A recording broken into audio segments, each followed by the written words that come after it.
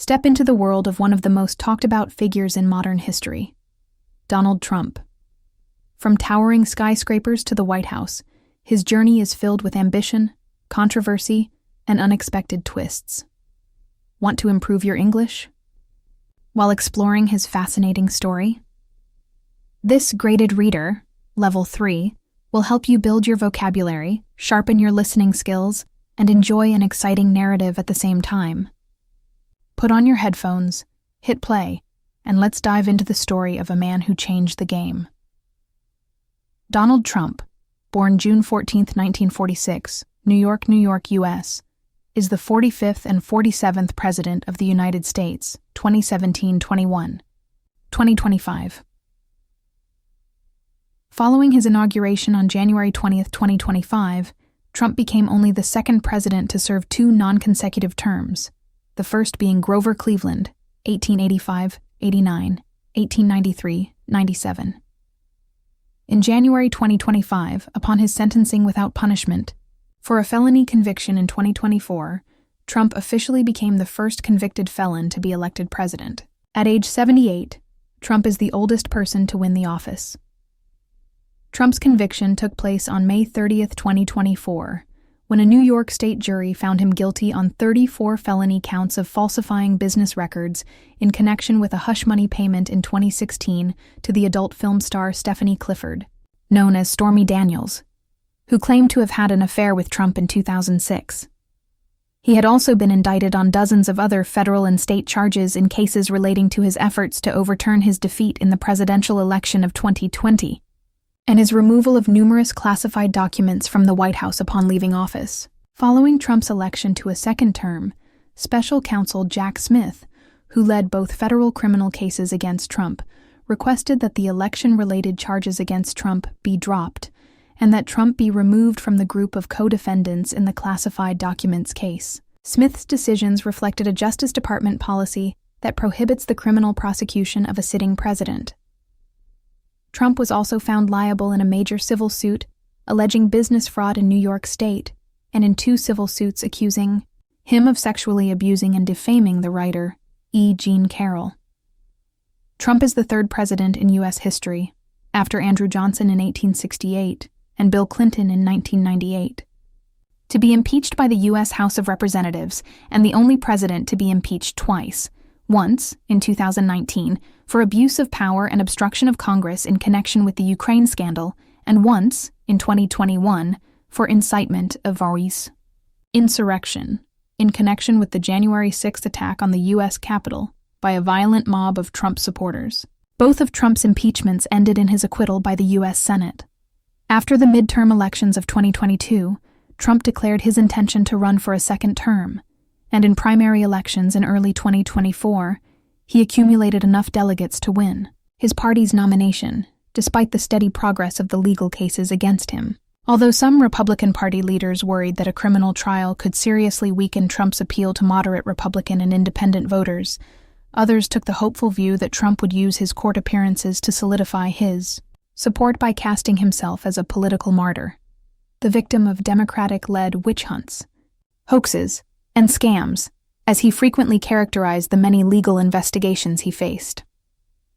Trump is also a real estate developer and businessman who has owned, managed, or licensed his name to hotels, casinos, golf courses, resorts, and residential properties in the New York City area and around the world. Since the 1980s, Trump has lent his name to scores of retail ventures, including branded lines of clothing, cologne, food, and furniture. In the early 21st century, his private conglomerate, the Trump Organization, comprised some 500 companies, involved in a wide range of businesses, including hotels and resorts, residential properties, merchandise, and entertainment and television. Early life and business career. Donald Trump. Donald Trump speaking in front of Trump Tower, New York City, August 2008.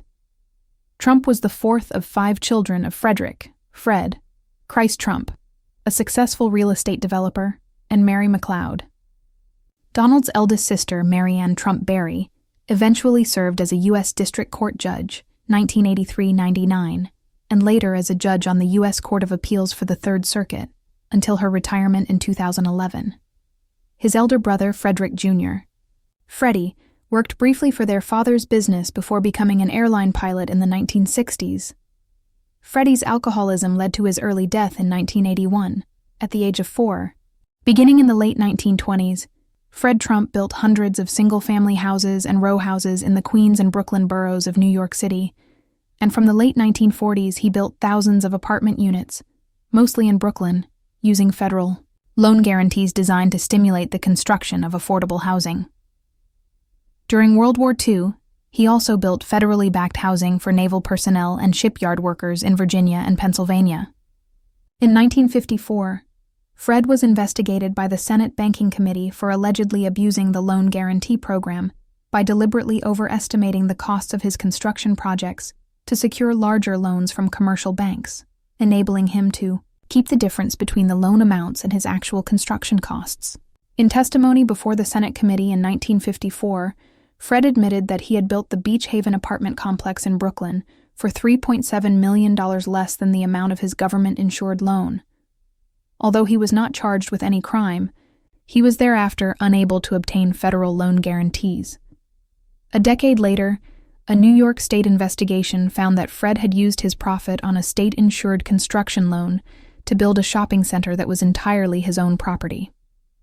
He eventually returned $1.2 million to the state, but was thereafter unable to obtain state loan guarantees for residential projects in the Coney Island area of Brooklyn. Donald Trump attended New York Military Academy, 1959-64, a private boarding school, Fordham University in the Bronx, 1964-66, and the University of Pennsylvania's Wharton School of Finance and Commerce, 1966-68, where he graduated with a bachelor's degree in economics. In 1968, during the Vietnam War, he secured a diagnosis of bone spurs, which qualified him for a medical exemption from the military draft. He had earlier received 4 draft deferments for education.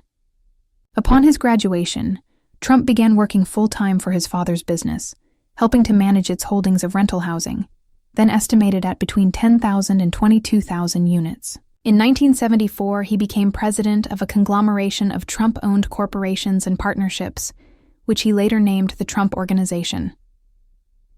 During the 1960s and early 1970s, Trump owned housing developments in New York City, Cincinnati, Ohio, and Norfolk, Virginia, were the target of several complaints of racial discrimination against African Americans and other minority groups.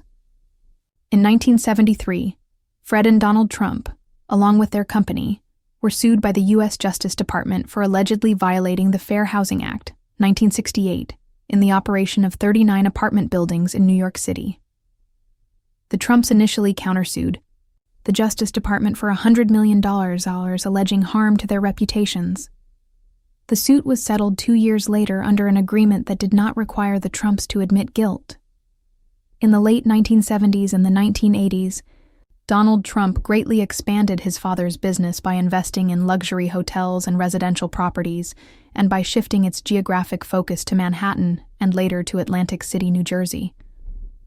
In doing so, he relied heavily on loans, gifts, and other financial assistance from his father, as well as on his father's political connections in New York City. In 1976, he purchased the decrepit Commodore Hotel near Grand Central Station under a complex profit-sharing agreement with the city that included a 40-year property tax abatement, the first such tax break granted to a commercial property in New York City. Relying on a construction loan guaranteed by his father and the Hyatt Corporation, which became a partner in the project, Trump refurbished the building and reopened it in 1980 as the 1,400-room Grand Hyatt Hotel. In 1983, he opened Trump Tower, an office, retail, and residential complex constructed in partnership with the Equitable Life Assurance Company. The 58-story building on 56th Street and 5th Avenue eventually contained Trump's Manhattan residence and the headquarters of the Trump Organization. Other Manhattan properties developed by Trump during the 1980s include the Trump Plaza Residential, Cooperative, 1984, the Trump Park Luxury Condominium Complex, 1986, and the 19-story Plaza Hotel, 1988, a historic landmark for which Trump paid more than $400 million. In the 1980s, Trump invested heavily in the casino business in Atlantic City, where his properties eventually included Harrah's at Trump Plaza, 1984, later renamed Trump Plaza, Trump's Castle Casino Resort, 1985, and the Trump Taj Mahal, 1990, then the largest casino in the world. During that period, Trump also purchased the New Jersey Generals, a team in the short-lived U.S. Football League, Mar-a-Lago, a 118-room mansion in Palm Beach, Florida, built in the 1920s by the serial heiress Marjorie Merriweather Post, a 282-foot yacht, then the world's second largest, which he named the Trump Princess, and an East Coast air shuttle service, which he called Trump Shuttle. In 1977, Trump married Ivana Zelnichkova Winkelmeyer, a Czech model, with whom he had 3 children, Donald Jr., Ivanka, and Eric, before the couple divorced in 1992. Their married life, as well as Trump's business affairs, were a staple of the tabloid press in New York City during the 1980s. Trump married the American actress Marla Maples after she gave birth to Trump's 4th child, Tiffany, in 1993. Their marriage ended in divorce in 1999. In 2005, Trump married the Slovene model Melania Knaus, and their son Baron was born the following year. Melania Trump became the second foreign-born First Lady of the United States upon Trump's inauguration as president in 2017. When the U.S. economy fell into recession in 1990, many of Trump's businesses suffered, and he soon had trouble making payments on his approximately $5 billion debt, some $900 million of which he had personally guaranteed. Under a restructuring agreement with several banks, Trump was forced to surrender his airline, which was taken over by U.S. Airways in 1992, to sell the Trump Princess, to take out second or third mortgages on nearly all of his properties and to reduce his ownership stakes in them, and to commit himself to living on a personal budget of $450,000 a year. Despite those measures, the Trump Taj Mahal declared bankruptcy in 1991, and 2 other casinos owned by Trump, as well as his Plaza Hotel in New York City, went bankrupt in 1992. Following those setbacks, most major banks refused to do any further business with him. Estimates of Trump's net worth during this period ranged from $1.7 billion to -$900 million. Trump's fortunes rebounded with the stronger economy of the later 1990s and with the decision of the Frankfurt-based Deutsche Bank AG to establish a presence in the U.S. commercial real estate market. Deutsche Bank extended hundreds of millions of dollars in credit to Trump in the late 1990s and the 2000s for projects including Trump World Tower, 2001 in New York, and Trump International Hotel and Tower, 2009, in Chicago. In the early 1990s, Trump had floated a plan to his creditors to convert his Mar-a-Lago estate into a luxury housing development consisting of several smaller mansions, but local opposition led him instead to turn it into a private club, which was opened in 1995. In 1996, Trump partnered with the NBC television network to purchase the Miss Universe organization, which produced the Miss Universe, Miss USA, and Miss Teen USA beauty pageants. Trump's casino businesses continued to struggle, however. In 2004, his company Trump Hotels and Casino Resorts filed for bankruptcy after several of its properties accumulated unmanageable debt, and the same company, renamed Trump Entertainment Resorts, went bankrupt again in 2009. Beginning in the mid-2000s, Trump enjoyed an enormous financial windfall from the success of The Apprentice, a reality television series in which he starred that directly earned him nearly $200 million over a 16-year period. The Emmy-nominated show, in each episode of which Trump fired one or more contestants competing for a lucrative one-year contract as a Trump employee, further enhanced his reputation as a shrewd businessman and self-made billionaire. In 2008, the show was revamped as The Celebrity Apprentice, which featured newsmakers and entertainers as contestants. Trump marketed his name as a brand in numerous other business ventures, including Trump Financial, a mortgage company, and the Trump Entrepreneur Initiative, formerly Trump University, an online education company focusing on real estate investment and entrepreneurialism. The latter firm, which ceased operating in 2011, was the target of class action lawsuits by former students and a separate action by the Attorney General of New York State, alleging fraud. After initially denying the allegations, Trump settled the lawsuits for $25 million in November 2016. In 2019, more than 2 years into his presidency, Trump agreed to pay $2 million in damages and to admit guilt to settle another lawsuit by the Attorney General of New York that had accused him of illegally using assets from his charity, the Trump Foundation, to fund his 2016 presidential campaign. As part of the settlement, the Trump Foundation was dissolved. In 2018, the New York Times published a lengthy investigative report that documented how Fred Trump had regularly transferred vast sums of money, ultimately amounting to hundreds of millions of dollars to his children by means of strategies that involved tax, securities, and real estate fraud, as well as by legal means. According to the report, Donald Trump was the main beneficiary of the transfers, having received the equivalent, in 2018 dollars, of $413 million by the early 2000s. According to a later report by the Times, based on data from tax returns filed by Trump during an 18-year period starting in 2000, Trump paid no federal taxes in 11 years and only $750 in each of 2 years, 2016 and 2017.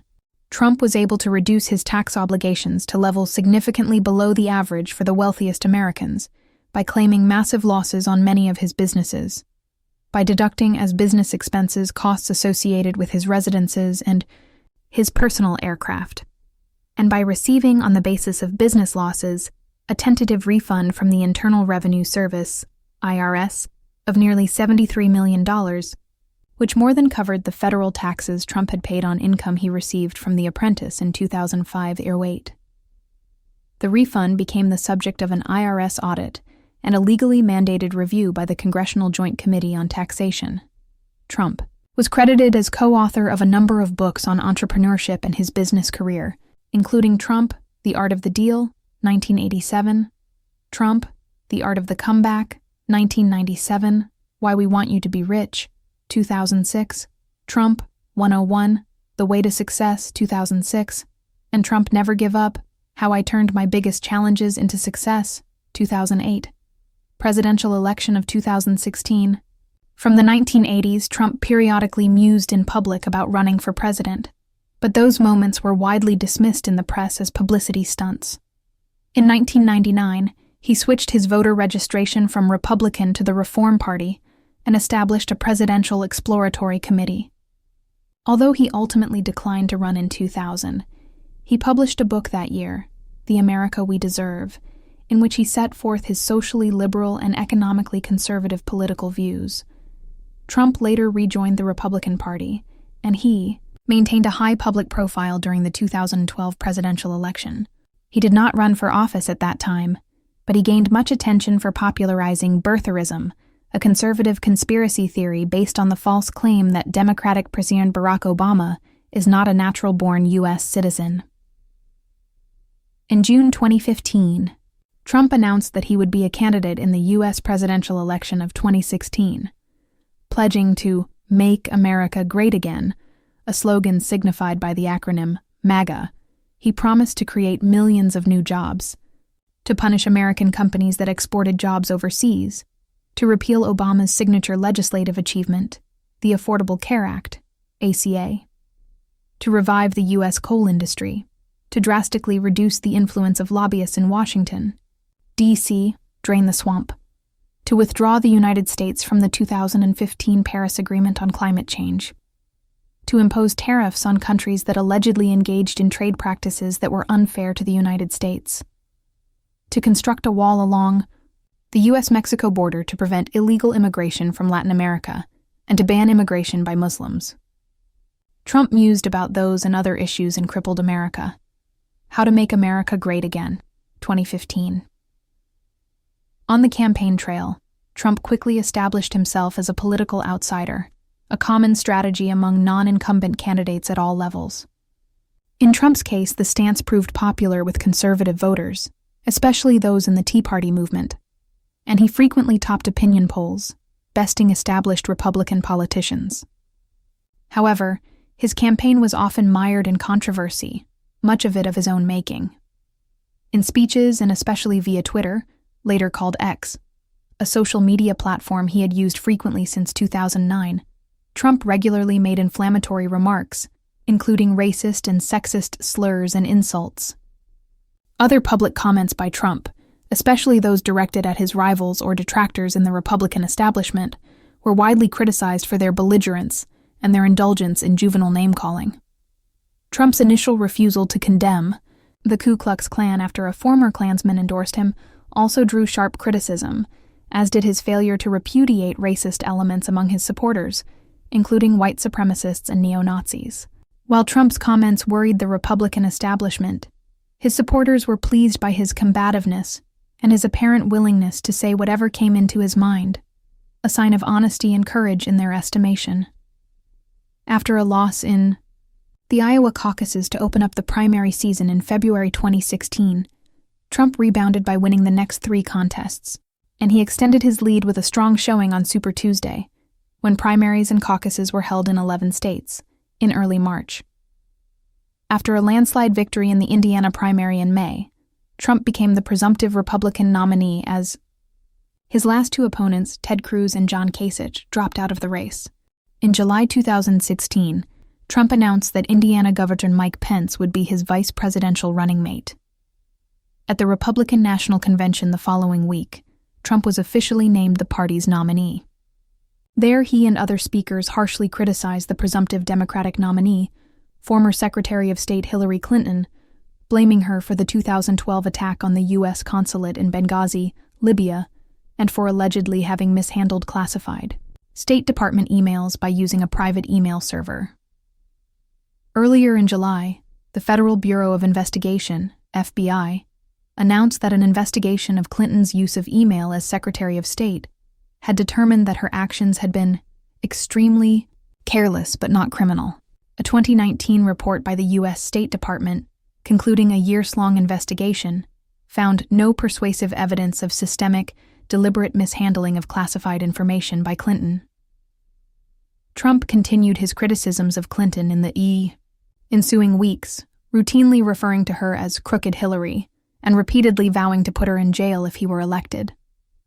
Trump's threat to jail his political opponent was unprecedented in modern U.S. political history and was not founded in any constitutional power that a U.S. president would have.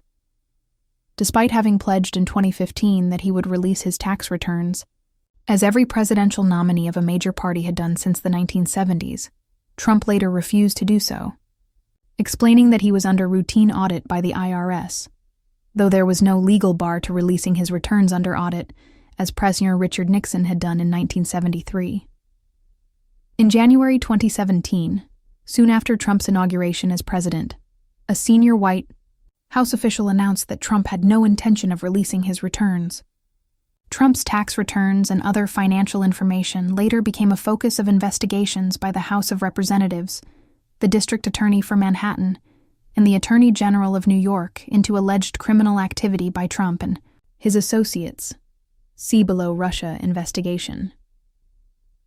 In late July, on the eve of the Democratic National Convention, thousands of internal emails of the Democratic National Committee were publicly released by the website WikiLeaks in an apparent effort to damage the Clinton campaign. Reacting to widespread suspicion that the emails had been stolen by Russian hackers, Trump publicly encouraged the Russians to hack Clinton's private email server to find thousands of emails that he claimed had been illegally deleted. A later investigation by the Office of Robert Mueller, the special counsel appointed in 2017 to investigate Russian interference in the 2016 presidential election, see below Russia investigation, determined that Russian hackers attempted to break into the personal email servers of Clinton campaign officials only hours after Trump issued his invitation. Following the Democratic convention, Trump continued to make controversial and apparently impromptu comments via Twitter and in other forums that embarrassed the Republican establishment and seriously disrupted his campaign. In a hot mic video from 2005, which surfaced in October 2016, Trump told an entertainment reporter in vulgar language that he had tried to seduce a married woman and that, when you're a star, you can do anything, including grabbing women by the genitals. Although Trump dismissed the conversation as locker room talk, Eventually, more than 24 women claimed that they had been sexually harassed or assaulted by Trump in the past. Some of the allegations were made during or after Trump's presidency. See below post-presidential activities. During the campaign, Trump and his legal representatives generally denied the allegations and asserted that all the women were lying. They also noted that Bill Clinton had previously been accused of sexual harassment and assault. In part because of the video, Trump's support among women voters, already low, continued to wane, and some Republicans began to withdraw their endorsements. Approximately 1 hour after the release of the Trump video, WikiLeaks published a trove of emails that later investigations determined had been stolen by Russian hackers from the account of John Podesta, Clinton's campaign manager. On the same day, the U.S. intelligence community publicly announced its assessment that the Russian government had directed efforts by hackers to steal and release sensitive Democratic Party emails and other information in order to bolster the Trump campaign and to weaken public confidence in U.S. democratic institutions, including the news media. In response, Trump attacked the competence and motives of U.S. intelligence agencies and insisted that no one really knew who might have been behind the hacking. A secret CIA report to Congress in December and a separate report ordered by Obama and released in January 2017 also concluded that the Russians had interfered in the election, including through the theft and publication of Democratic Party emails, and through a vast public influence campaign that had used fake social media accounts to spread disinformation and create discord among Americans. Despite his ongoing efforts to portray Clinton as crooked and an insider, Trump trailed her in almost all polls. As Election Day neared, he repeatedly claimed that the election was rigged and that the press was treating him unfairly by reporting fake news, a term he used frequently to disparage news reports containing negative information about him. He received no endorsements from major newspapers. During the third and final presidential debate in October, he made headlines when he refused to say that he would accept the election results. Emoluments clause. During the presidential election campaign, some of Trump's critics had warned that his presidency could create a unique and immediate constitutional crisis because of his possible violation of the Foreign Emoluments Clause of the U.S. Constitution, which generally prohibits federal office holders from accepting gifts, payments, or other items of value from foreign states or rulers without congressional permission. A related constitutional provision, known as the Domestic Emoluments Clause, specifically prohibits the president from receiving any emolument from the federal government or the states beyond his official compensation. Trump's vast, complex, and largely secret international business interests, it was argued, could create exactly the kind of conflict of interest that the Foreign Emoluments Clause was intended to prevent, unless Trump were to sell his assets or place them in a blind trust. Although federal conflict of interest laws did not apply to the president and vice president, several of Trump's immediate predecessors in office had used blind trusts or other means to avoid the appearance of conflict of interest. To address such concerns, in January 2017, Trump announced that he would surrender control, but not ownership, of the Trump Organization to his sons Donald Jr. and Eric, that no new business deals with foreign countries or the U.S. government would be undertaken, and that any profits derived from patronage of Trump's properties by foreign governments would be donated to the U.S. Treasury, an arrangement that failed to satisfy some specialists in government ethics. In late January, a public interest group, Citizens for Responsibility and Ethics in Washington, CREW, later joined by other plaintiffs, filed suit against Trump, in his capacity as president, in federal district court in Manhattan, alleging that he was in violation of the Foreign Emoluments Clause. In June, the Attorneys General of Maryland and the District of Columbia sued Trump for allegedly having violated both the foreign and domestic emoluments clauses, and soon afterward, nearly 200 Democratic members of Congress filed a separate suit, alleging that by continuing to accept emoluments from foreign countries without consulting Congress, Trump had denied Congress the opportunity to give or withhold its required consent. After the CREW suit was dismissed for lack of standing, the possession of a sufficient interest in the outcome of a judicial proceeding, usually on the basis of an existing or anticipated legal injury, in district court in December, the plaintiffs appealed the case to a 3-judge panel of the Court of Appeals for the Second Circuit, which vacated the lower court's judgment in September 2019, allowing the suit to proceed to trial. Trump unsuccessfully petitioned the Second Circuit for an en banc hearing before all judges of the court, and then filed a writ of certiorari, petition for review, with the Supreme Court in September 2020. In March and July 2018, a federal district court denied motions by Trump to dismiss the suit by Maryland and the District of Columbia, allowing that case to move forward with regard to the operation of the Trump International Hotel in Washington, D.C. After issuing a stay of the district court's proceedings, a 3-judge panel of the Court of Appeals for the Fourth Circuit reversed the district court's rulings and ordered a dismissal of the suit for lack of standing. That judgment, in turn, was set aside in October 2019, when the Fourth Circuit agreed to an en banc hearing in December. In May 2020, the Fourth Circuit upheld the district court's original rulings, leading Trump to file a writ of certiorari with the Supreme Court in September. Meanwhile, in the suit brought by Democratic members of Congress, a district court rejected, in September 2018 and April 2019, the Trump administration's motion to dismiss, but agreed in August 2019 to stay discovery and to allow an immediate appeal of the court's orders after a 3-judge panel of the Court of Appeals for the District of Columbia Circuit remanded the case in July. That panel later agreed to hear oral arguments in December on the question of whether the district court had erred in allowing the suit to proceed. In February 2020, it dismissed the suit for lack of standing, and in October 2020, the Supreme Court declined to review the circuit court's judgment.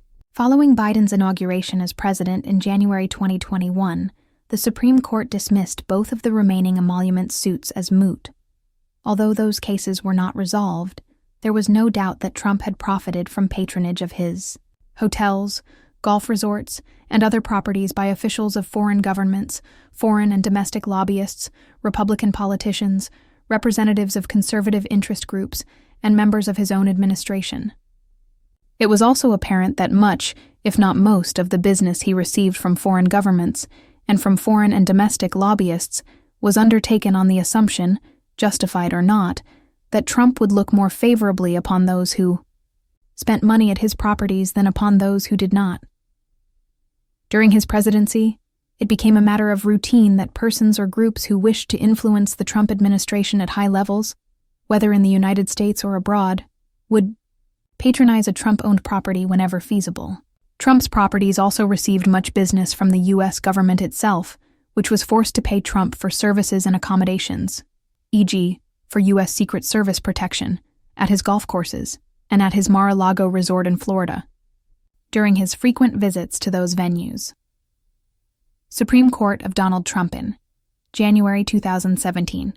Trump made good on his promise to place conservative justices on the Supreme Court by nominating Neil Gorsuch, a judge of the Court of Appeals for the 10th Circuit, to fill the seat that had become vacant with the death in February 2016 of Antonin Scalia. Although Obama had put forward Merrick Garland, a judicial moderate, as Scalia's replacement in March 2016, the majority leader of the Senate, Republican Mitch McConnell, refused to schedule a vote, or even to hold hearings on Garland's nomination, declaring that the Senate should not consider any Supreme Court nominee during an election year. McConnell's gamble that a Republican would win the presidency and nominate a more conservative justice proved successful.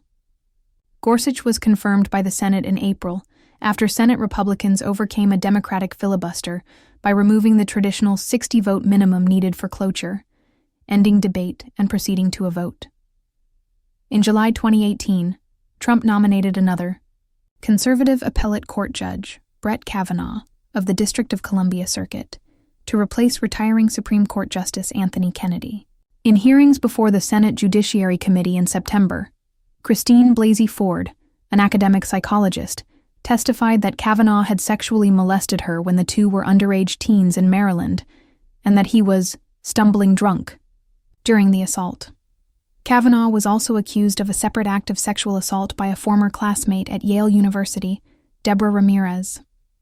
A third accuser, Julie Swetnick, declared in a sworn statement that Kavanaugh had attended parties at which gang rapes took place. In his own testimony, Kavanaugh angrily denied the allegations, insisting that they were the product of a conspiracy by Democrats to exact revenge on behalf of the Clintons for Kavanaugh's role as a member of the legal team of independent counsel Kenneth Starr during the latter's investigation in the 1990s of U.S. President Bill Clinton's affair with White House intern Monica Lewinsky. A subsequent supplemental investigation by the FBI, ordered by Trump, was severely limited in duration and scope. Kavanaugh, Ford, and Swetnick were not interviewed. Dozens of witnesses recommended to the FBI by Ford and Ramirez were not contacted, and repeated offers of corroborating evidence by numerous other persons were not acted upon.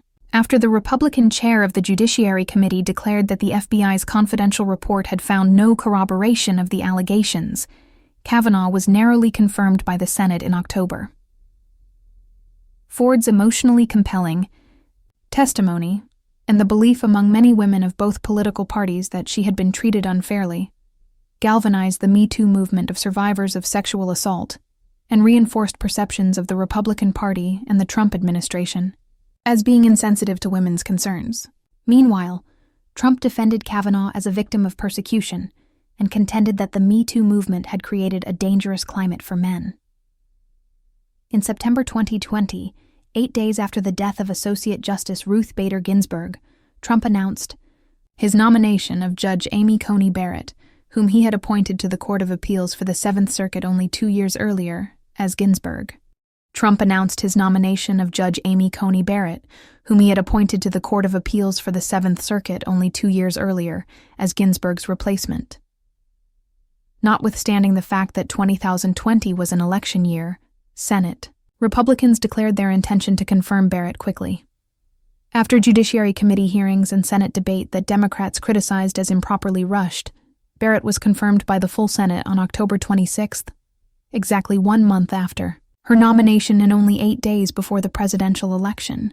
An extremely conservative judge, Barrett was expected to move the ideological center of the Supreme Court even farther to the right than it had been under the court's previous 5-4 conservative majorities, and to make conservative rulings from the court more likely for many years to come.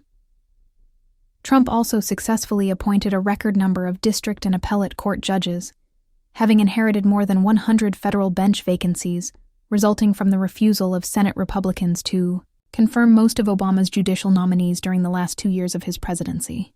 Trump's judicial appointments, almost all of whom were drawn from recommendations by the Conservative Federalist Society, were mostly white and male. They were also generally young, less than 50 years old, ensuring that they would serve for several years or even decades. Their usually quick confirmations on party line votes helped to further the Republican Party's long-standing project of transforming the federal judiciary, particularly at the appellate level, into a conservative bulwark against liberal legal initiatives and policymaking. By the end of Trump's single presidential term in January 2021, nearly 30% of all federal judges were Trump appointees. Presidential election of 2024. Soon after the midterm elections of 2022, Trump announced his candidacy for the 2024 Republican presidential nomination. He initially faced several challengers within his party. By June 2023, nearly a dozen Republicans other than Trump had begun their own presidential campaigns. They included Nikki Haley, who had served as U.S. ambassador to the United Nations under Trump, 2017-18, and as governor of South Carolina, 2011-17. Ron DeSantis, the governor of Florida, 2019. Former U.S. Vice President, 2017-21, Mike Pence. Doug Burgum, the governor of North Dakota, 2016. And former New Jersey governor, 2010-18, and 2016 Republican presidential primary contender Chris Christie. Mindful of Trump's continued popularity among Republican voters, most of his primary challengers avoided criticizing him directly or forcefully. They instead presented themselves as reliable conservatives who did not face any of the serious legal challenges that threatened to eliminate support for Trump among independent voters. As Trump's indictments were handed down, however, his I-bus popularity among Republicans did not decline significantly, as his challengers had expected. Indeed, some polls showed that his support had increased.